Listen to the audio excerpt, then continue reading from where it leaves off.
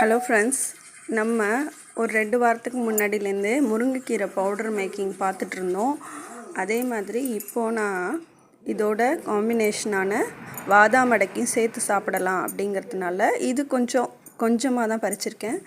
ஏன்னா நெக்ஸ்ட்டு இதுலேருந்து கட்டிங்ஸ் எடுக்க போகிறோம்.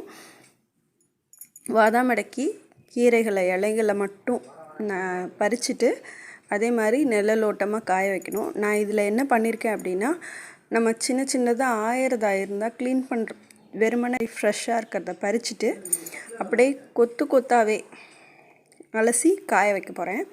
அப்படி காய வச்சுட்டு அதை நான் பவுட்ரு பண்ணிக்கலாம் அப்படிங்கிற ஒரு ஐடியாவில் தான் நான் இப்போ இது செஞ்சுருக்கேன். பாதாம் அடைக்கும் முருங்கைக்கீரையும் சேர்த்து சாப்பிடும்போது சூப்பராக இருக்கும். Combination best combination. இந்த கசப்பை முருங்கைக்கீரையோடு சேர்த்து சாப்பிடும்போது நமக்கு பாதாம் அடைக்கியில் என்னென்ன மாதிரியான ரெசிபிஸ் செய்யலாம் அப்படிங்கிறத காமிக்கிறேன். தேங்க்யூ ஃபார் வாட்சிங். இந்த வீடியோ பிடிச்சிருந்ததுன்னா லைக், ஷேர், மறக்காமல் சப்ஸ்கிரைப் பண்ணுங்கள். தேங்க்யூ ஃபார் வாட்சிங்.